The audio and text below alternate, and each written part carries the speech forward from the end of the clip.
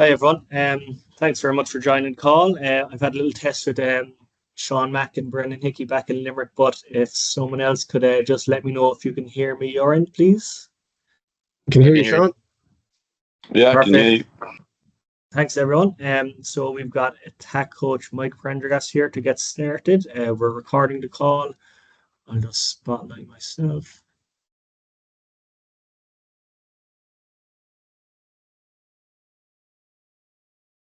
Just come up to half past there now. I think we're good to go. So we'll start off live with Mike Prendergast, please, guys.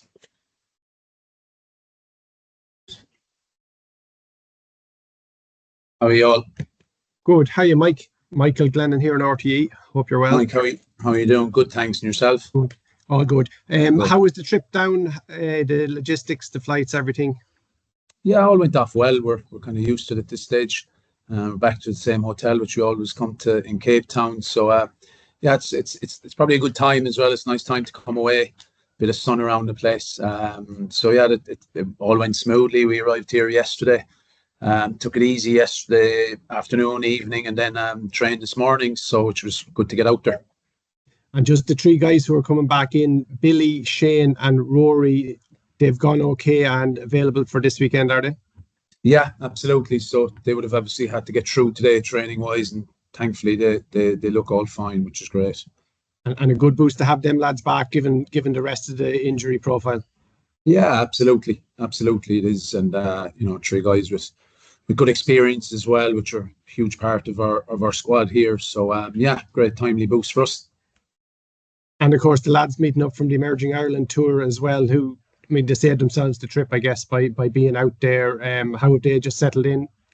Yeah, very good. They obviously stayed back. They didn't come home for obvious travel reasons. Did a good tour themselves, collectively and individually. They all went quite well. So they brought a nice little energy, or they had nice little energy here when we arrived. So yeah, all settled in well, and you get together quite quick, So. There's a lot of factors went into the defeat on Saturday, some outside of your control. When you think of the things that maybe Munster could have done better, refereeing decisions, injuries aside, what areas did you kind of point out to say that's elements that we should have controlled better or executed better? Yeah, and it's a very, very fair question. I think the word would be kind of frustration after the game. When you peel it back and you dissect the game.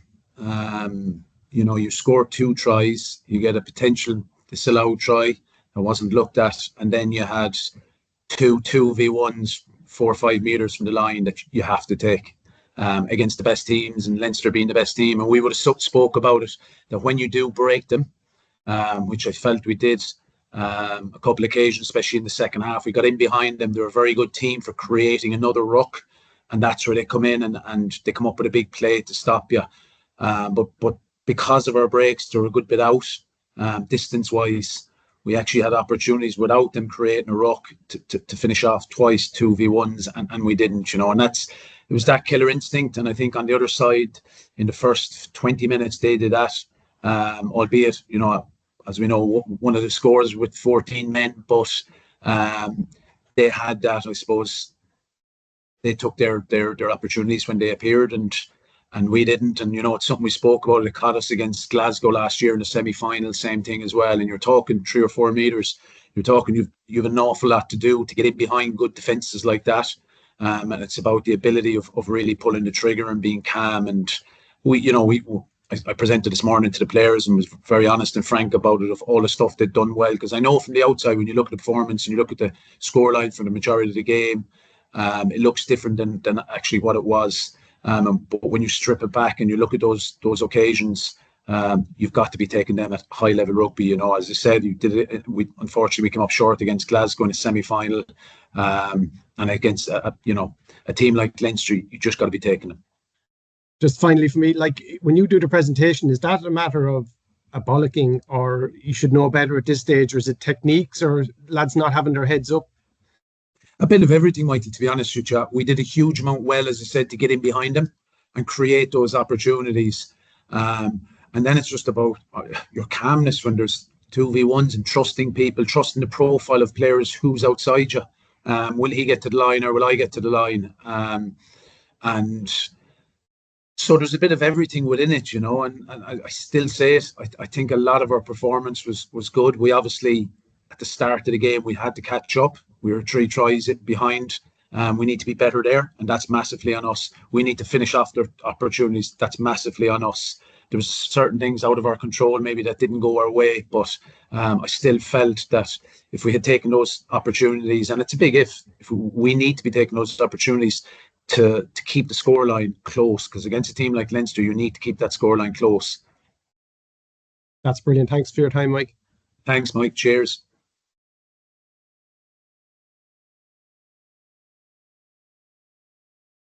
Are we on to embargo? Are we? Or are we still on live?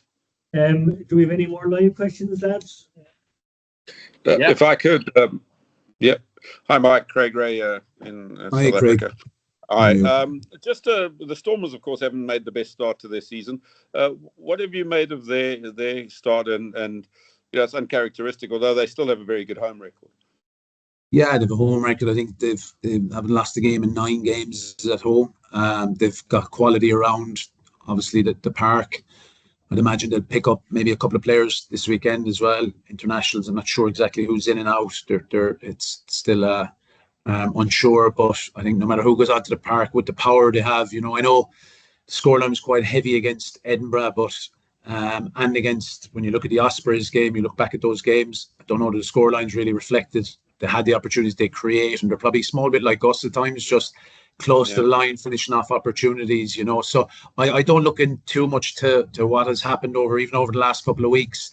As I said, they're at home. They have the quality that if our game gets loose, how well they can capitalise, and they've got some unbelievably individual players as well on top of it. So they're a danger at home. They're going to be obviously fired up. As I said, they're coming off a high-scoring game last week against Edinburgh, which, as I said, probably didn't reflect the game until the last 15, 20 minutes. And obviously, they've, I'm sure, in the back of their minds of when the last time we played each other, which was in the same stadium in front of 50,000 people, and fortunately for us, we came out on top, but they'll be talking from the other side of the ball, Yeah, and just playing in the sun on your backs, fairly firm fields, not just in Cape Town, but around South Africa at this time of year. Is that something you guys enjoy? From an attack point of view, it certainly probably makes it a bit more enjoyable and easier in some ways. Yeah, we always like a dry ball. We don't always get it living in Ireland, but no, we do. We enjoy a dry ball. It's actually, temperatures are going to drop towards the weekend a bit. It was kind of about 22-23 degrees out there training today, so there was a nice little bit of heat there. I think it's going to go down to about 16 or 17 for the game, and it's a 5 o'clock kickoff, so it'll be a bit cooler. But the dry ball suits us, but look, it suits them as well, doesn't it? So that sets it up for a good game, I'd imagine. You've played in that stadium a few times, and the wind does swirl. I think there's predicted to be quite a stiff breeze. It can swirl in the stadium. Does that tactically, you look at tactical kicking more in those kind of conditions? Yeah, well, we'd have kind of we'd always speak about it before the game, getting closer to the game. When you're playing with it, when you're playing against it tactically, I think as a group, we've probably learned more so over the last year about playing in different conditions, whether they're wet, whether it's windy. And we always look to, I suppose, to our plan in terms of playing against it, playing with it, and how we would kick, or when you're playing against it, if it's very heavy, we need to really work hard to carry into it. So it's something that does, yeah, absolutely, it will be a factor depending, obviously which way you're playing, with it or against it. But in terms of our halfbacks, I think they've showed in a couple of games with different weather this year, they've showed as well a good maturity and how to manage those conditions well. Thanks, Craig.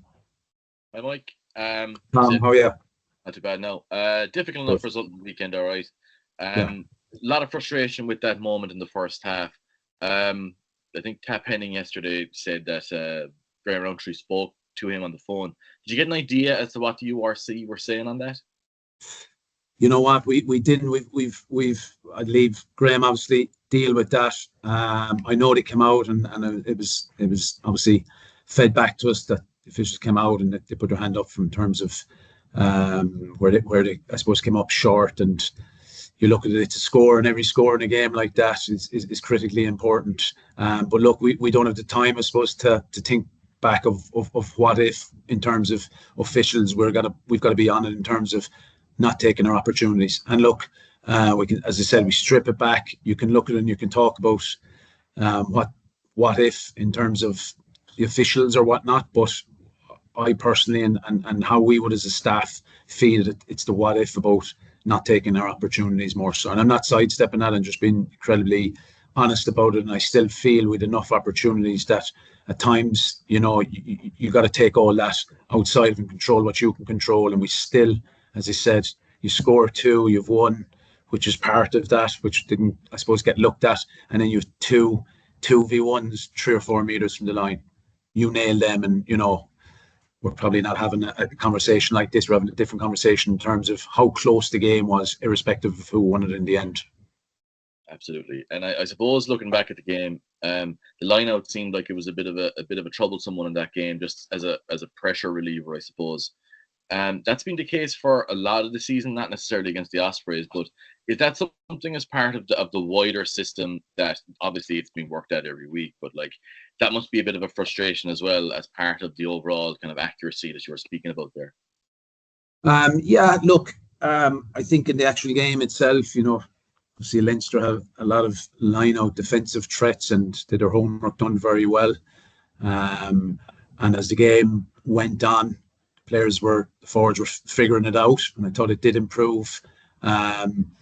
But in terms of our overall standards, and they're first to say it, they need to I suppose, provide a better platform in terms of that, especially, as I said, against a team, no matter who it is, to be honest, but the bigger games, that's your primary possession, and you need that, and you can't give an opposition like Leinster or top teams or any team in fact.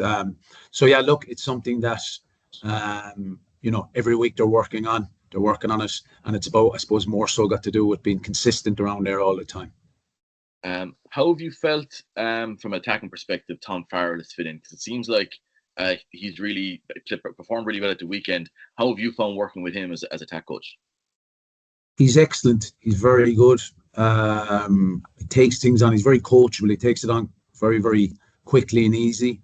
He came from a system similar enough. There's obviously different little bits and pieces, nugget-wise, that would change from Connacht. But he's been hugely impressive. He's a very durable guy as well. He just has his ability. I said at the start of the season when I saw him, from coaching against him. He has the ability of getting his nose through that gain line, and he's very, very good offloading skills. And it's about our players feeding off him. And I think you could see it on the weekend. Alex Nankerville got on the end of one, and Craig Casey got on the end of another to put us into really good scoring positions through Tom's footwork and his ability just to get through those small spaces. He's actually, for his size, he's incredibly strong and powerful. Not saying that he's that small of a guy, but he punches way above his weight, I think. And he's been excellent for us. He's not a guy that screams and roars too loudly. He just gets on. The thing I love about him, he just gets on with his job, and does his basics really, really well. And he's been a great signing, which I knew from looking at him playing with Connacht. I was always admire him from a distance, and thankfully he's with us in this club at the moment. And finally, a short one from me. The injury update was yesterday. Have you any further updates on Edmund Dogbo, Roman Salanoa, Dave Kilcoyne, on just kind of rough timelines? Are you happy enough with where they are? They're kind of, yeah, as much as I know, they are all progressing really, really well. With the All Blacks game, and in 2 weeks, a week after we come back from here, there's obviously a break, and then you're into the Lions game, and that's when we start to expect one or two of those names, those two lads, I should say, back in amongst their team sheet, hopefully. Brilliant. Thanks very much. Good luck. Thanks, Tom. Cheers. We just have a few hands up there, lads. So we're going to switch to embargo once we get through those. So unless your questions for embargo, in which case, my question. Derek, are you embargo? Okay. Okay, perfect.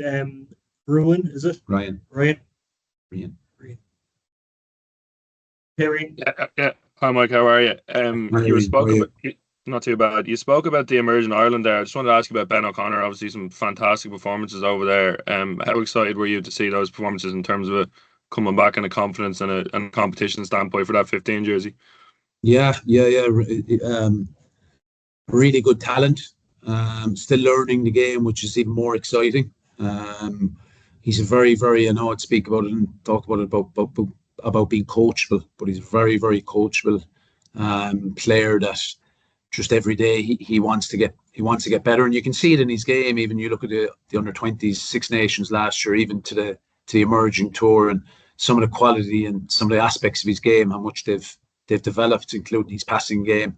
Obviously, he's a very, what I like about him, he glides when he runs. I played with a player years ago, a very famous Christian Cullen, and he used to glide along the ground. And Ben, to me, reminds me of that kind of that running style. He glides, and yeah, he's a very exciting player. There's so much to come from him, and being here with us, and obviously being on the development tour, where he was getting top class coaching as well, from a different voice as well, which is great. So he's in terms of his environments, being over with here for the 2 weeks, that's all, that's brilliant for his growth as well, and an exciting player going forward. Yeah, and final one for me, obviously, the Stormers' first home game of the season. A lot of South African internationals back. Obviously, the squad don't need more motivation, but how much of a motivation is it to spoil that party at the weekend? What's that, sorry? How much of a motivation is it to kind of spoil the homecoming for the Stormers? Obviously, it's their first home game of the season. They've got a lot of their South African internationals back. Is there any extra motivation to kind of beat them on their first home game of the season? And yeah, but for us, we haven't really spoke about their first home game. I think we've enough to focus on ourselves. We look at their threats, absolutely, and they've plenty of them.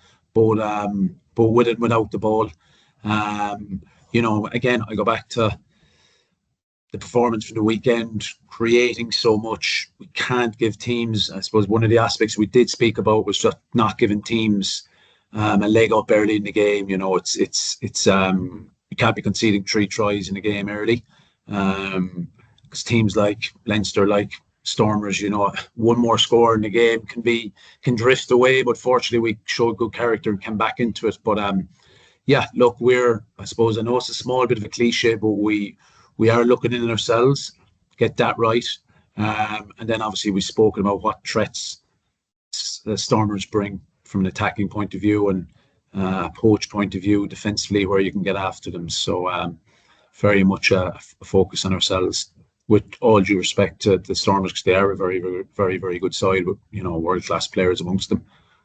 Thanks very much, Mike. Okay, guys, we'll switch to Embargo there, so please. Hi, Mikey. This is Derek. Hi, Derek. From the start. Given the week that's in it, Mikey, has your mind turned to Axel at all? Has it come up in your head, or has it been talked about in the squad? It has, and we were speaking obviously on the bus there about Axel, the great memories. The thing about Axel, though, we always think about him. We always speak about him. Today's his anniversary, but just in terms of what he was as a friend and as a player and as a coach, he's a person we speak about all the time. Brilliant guy, and we remember him obviously more today for the day that's in it. His anniversary, but his name is always there. He's always spoken about. Okay, is there a plan to invite CJ down? His hotel is about an hour out the road from Cape Town, I think. What's that? Sorry, there. Invite CJ down. CJ. Oh yeah, I'm not sure. I don't know that personally myself, but I'm sure a few of the boys are obviously still close with him. I'm sure we'll see his face. If not, he'll be at the game. I know he does some media over here, and I've met up with him, bumped into him a couple of times. So he's either be there on Saturday, or I'd imagine he'll pop down and see the boys. Yeah.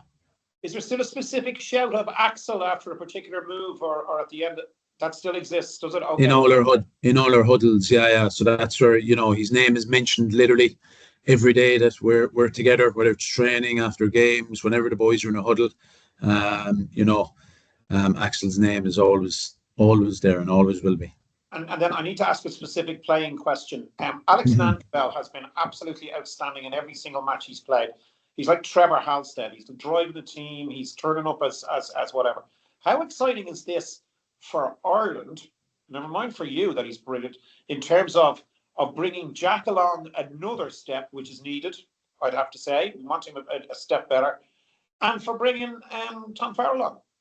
Yeah, absolutely. It's great observation. He Nank's a great player. Yeah, as I said, he was quite in demand 2 years ago, which doesn't surprise me.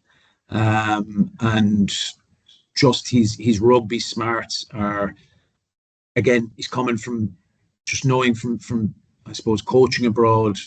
You come across different individuals with different rugby philosophies that come from different countries, and he's one of those back here in Ireland that obviously, you know, he didn't come through the Irish system, he came through the New Zealand system, and just the bits and pieces around his game in terms of his vision, his technical stuff, his communication. Obviously, he's got great power and, you know, his contact work, but his ability to make players look good around him is incredibly exciting, and it's incredibly strong. And as you alluded to there, you know, guys like Jack, guys like Tony inside at 10, Billy, you know, all these guys and everyone that's around him.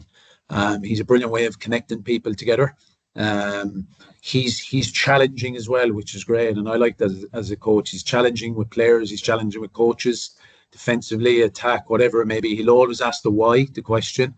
And that gives the rest of the players an answer as well, which is great. And that's, you know what, when you're signing a player, especially in Ireland, where you only have, you know, you're going to be bringing in 2 or 3 players from the outside. A lot of it as well has got to do what they do on the pitch, but what they do off the pitch in terms of what they can bring to the environment, what they can bring to the culture. He's an incredibly good team player. So yeah, he's been a great signing for us. And then just 2 words, the answer. Are you responsible for that? Is John Langford responsible for that? Is Dutchie Holland responsible for that?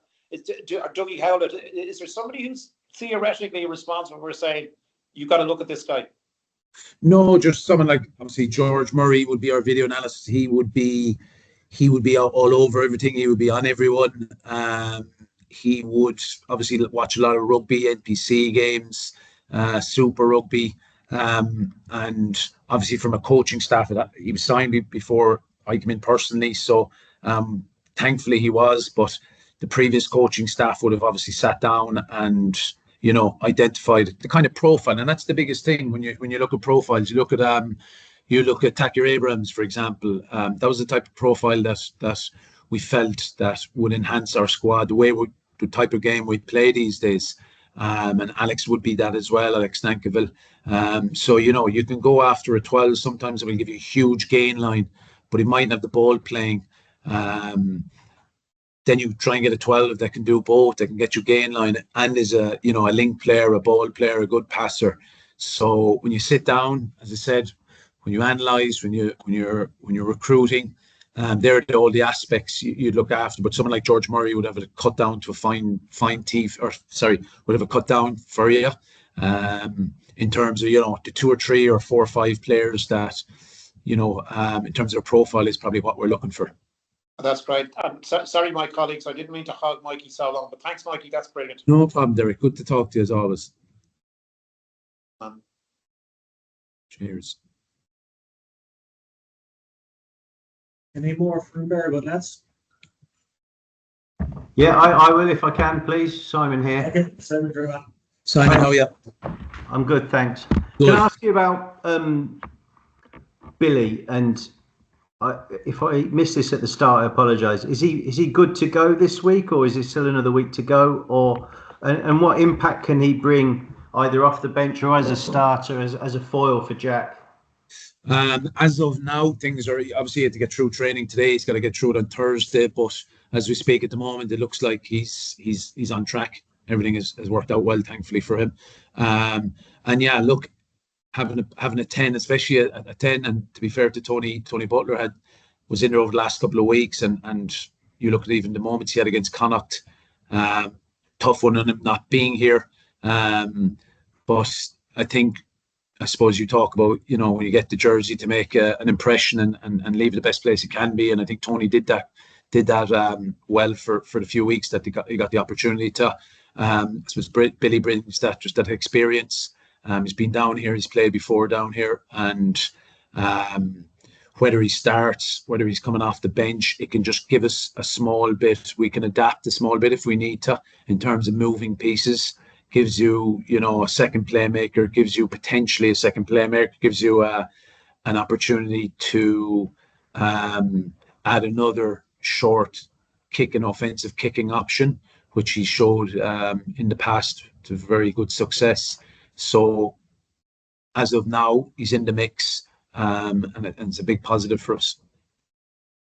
Great. And also, can I ask you about the form of Mike Haley? I mean, he's clearly an important member of that back line and your game plan, it seems to me anyway. But can you tell us what he kind of brings to the table in that respect?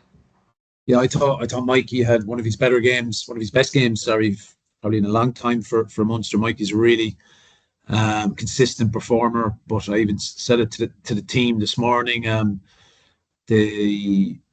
I thought his performance overall and what he gave to us going forward in terms of his backfield, there was very little balls that bounced. He caught them on the full, and it just gives you that go forward ball. And he looked very, very elusive the other day. Every yard that was to be made was made. And I thought he gave us an awful lot. Our counter attack has probably been one of our strengths over the last season or two, and a lot of it, not all of it, but a lot of it, it's credit to the back three and our tens that are in the backfield at times. But it's a credit to Mikey, and I think he showed that on the weekend. But I think if you gave a license as well to a player like Mikey, that he's a mature guy, he's going to make a good decision, and they'll pay you back, from a coaching perspective. And I think he does that a lot of times in games, and I thought he did it a huge amount in the Leinster game, where you're coming up against a defense that don't give you too much time to make a decision. And I thought all these decisions were for the best part, were the right decisions. And he has that ability of, when sometimes it might be on to counter, that he kicks, and when you kick and where you kick. And he's just a player that you can see he's 30 plus years of age. He's 31 years of age, I think, maybe, or 30. Maybe I'm doing him an injustice there. He's 30 maybe. But you can see he's got very good rugby IQ and smarts from the backfield. It doesn't leave too many balls bounce, and that's what allows him to get into those good counter-attack opportunities, because of his reading of the game, reading opposition. He's a guy that works hard behind the scenes. He'd read opposition tens, body shapes, etc. So for me, if I'm an attacking coach, he's a type of 15 that I don't like playing against too much, because he can nullify a lot of your kicking. Right. And a more general question that I'll leave you with, but in terms of a reaction from last weekend, how confident are you that you'll get one for a start? And how much do you sense that these guys want to have a point to prove that there is more in them? In our lads? Yeah. A reaction, I'm not sure. I think there was a frustration more so than anything. As I said, I think we did an awful lot well, albeit the start of the game. And it's something we spoke about. We just cannot give teams that start. But I think you look at 60 minutes after that, I think there was some really good stuff, both sides of the ball. So a reaction is probably from a frustration, if I'm honest. And I go back to the opportunities that we created a couple of meters from the line. So for me, the reaction can be about just being a bit more, having that killer instinct, and also just that calmness and trusting people at times that are outside you. And that's, for me, that's where we came up short to start of those 20 minutes. Wasn't helped probably either, having 14 players in the pitch. But in saying that, I still felt with enough of opportunities to bring it to a close game. I'm not saying we would have won it or lost it, but I think we could have brought it to a closer game.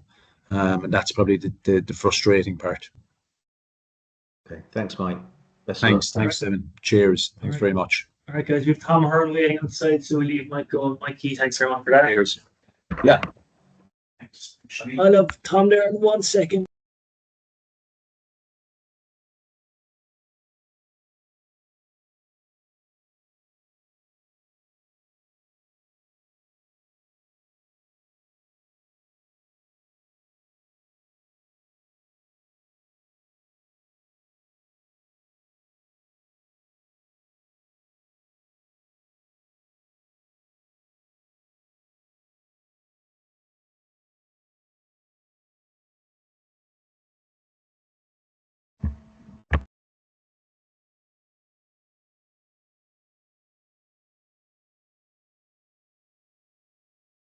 Now, we have Tom Ahern funeral, guys, so we'll start with live when you're ready, please. Hi Tom, Michael Glennon here at RTE. Hope you're well. Good, yeah, not too bad. How are you? How was the trip down? It was nice, yeah. Well, look, 2 long days of travel. Body's a bit tired afterwards, but so no, it's feeling good after. What was it like to jump back into to get back after a while out in a match like that? I mean, it looked frantic from the sidelines. What was it like to play in? Exactly like you said, it was frantic, very fast paced. So obviously it took the body and lungs a bit of time to adjust into it, but no, it was a great experience getting back for such kind of a historical game like that. Get back to something like that. And where are you overall in your fitness and that, and how does the body feel? I mean, you'll be called upon this weekend as well, I imagine. How did it feel, or how's your body overall? Good, yeah, I responded quite well. Kind of had a few weeks prior to that, I was kind of conditioning blocks. So obviously conditioning blocks don't kind of equivalent to kind of match related, but no, finding the beat, it's not too bad now. What tips did you pick up from, I think maybe last year was your first trip to South Africa with Munster. What did you pick up there from that experience that you kind of put into action this time? Say, oh, this is what I'll do here. I think it's kind of it's a nice balance down here. You have plenty of time to switch off, and like we have the sea beside us here, so you can get your recovery in. But when we're on. So I think it's, especially last year now, it's just finding that balance when we're enjoy our time off, but when it comes to training, when it comes to matches or meetings, we switch right back down to that mindset. Obviously, Munster have a bit of an injury list, and I'm just looking at a handful of players that are not available for the Stormers, kind of frontliners. What's your how do you approach that when you see guys that you prefer not to be playing against and they're not playing? But I mean, is there any way that how does that seep into how you prepare for a game that maybe some of the guys who, if they were fit, would be playing? I suppose you just prepare the same every time. Like all the squads in URC are all quality and under no illusions. Like it's like it is here. Like if there's an injury, it's next man up. Like, and that next man up is there to grab their opportunity. So I don't think we read into that too much. Whoever's picked, that's who we're prepared to play. That's great. Listen, thanks for your time, Tom. No problem. Thank you. Hi, Tom. Tom here. You had a great season last year. A lot of that was played between, back row and second row. Coming up this coming week, I know obviously you'll play wherever you're picked, but what is your preference, I suppose, in that edge forward role? What have you learned there? Yeah, I've kind of learned a bit. Like it's a lot of it's we're kind of trying to work in that kind of, so like the between middles and edges. So I think big thing is kind of communication, especially when you're on the edge, whether that being chatting to the backs, whether that's the fullback, the wingers, or the centers, in case they might need you to run a certain role. So I think communication is definitely massive when you're on the edge. Brilliant. And at the weekend, like Croke Park, running out onto that pitch, what is that like? I mean, just even going to the stadium, because I mean, you probably were, one of the few rugby players to play games there now, certainly in the last 10, 15 years. What is that like as an experience? Yeah, we talked about it during the week, how like awesome an experience it was going to be. I think especially there was a lot of lads with kind of JA backgrounds and growing up and going to matches with your family. So it was strange playing a rugby match there, but at the same time, just seeing the 80-something thousand people that were there and the noise that was coming from it, was an unbelievable experience, and proud to be part of that one. And finally, for me, what have you looked at with the Stormers at the weekend? What's the kind of the preview that you've looked at on them? Look, we're under no illusions. They played their first few games away in Europe. So anytime you come down to South Africa, you're expecting a massive battle up front, and they have a lot of speed on the edges as well. So we're just expecting a massive battle for them. It's their first home game of the season. So they're obviously going to be trying to get us. So I think we're just expecting a big physical, fast battle. Fantastic. Good luck with the weekend. Thank you.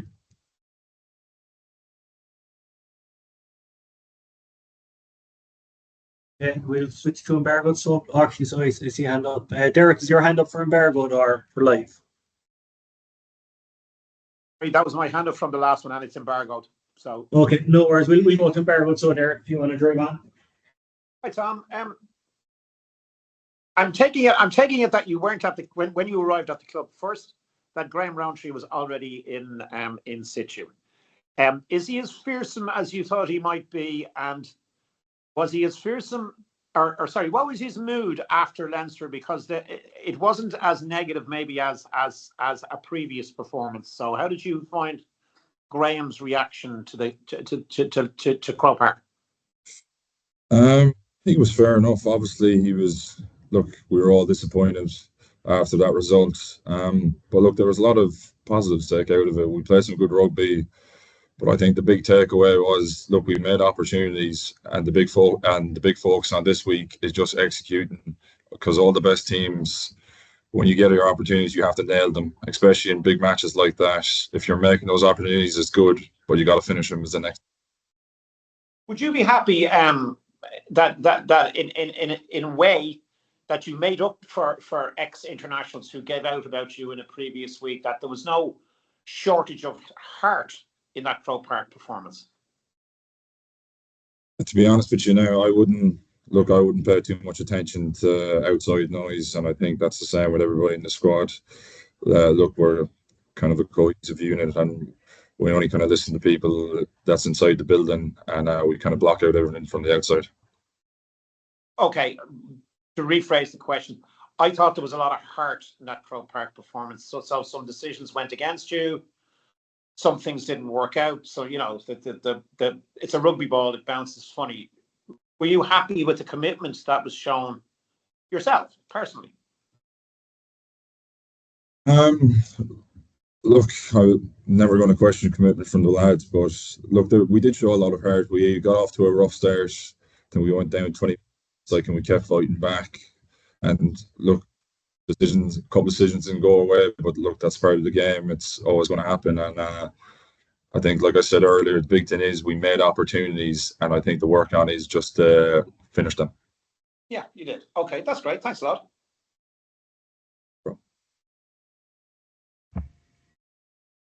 Hi Tom, Simon Lewis here. How are you?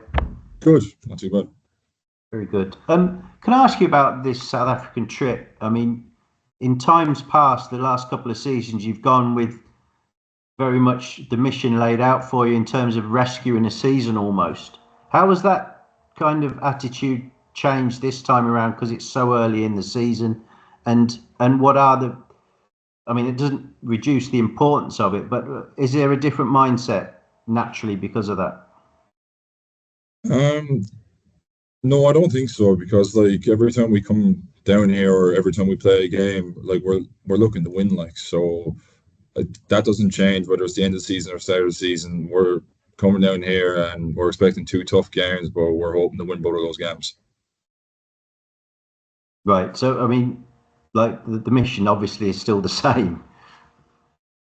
Yes, mission's the exact same. Like coming down here and like, yeah, I get what you're saying. Usually we're kind of backs to the walls, but at the same time, we're looking for 2 good performances and hopefully get 2 good results. Yeah. I mean, but the conditions that are in front of you, like the amount of time you spend together, as you were talking about, the weather, the facilities, etc. They enable you to put some things right on the training field as better perhaps, and off the training field in meetings and so on, than perhaps you would get at home when you're all going off to your own places and such. Yeah, 100%. Look at these kind of 2 weeks. Every time we go down to South Africa, it's kind of a bit of more of a bonding process, because like you're spending 2 weeks straight with lads, you're eating with lads, like you're waking up, spending the entire day with lads, even on the off days, you're doing activities together. So I think for the off the field kind of stuff, it's fantastic. And then when we get on the field, it's also very good because we're all in this environment together and we're able to communicate a lot more and fix errors that maybe have gone wrong much faster than if we were going home, everybody's going to their individual home. So I think it's fantastic for both on field and off field. Great stuff. Thanks very much, Tom. Appreciate your time.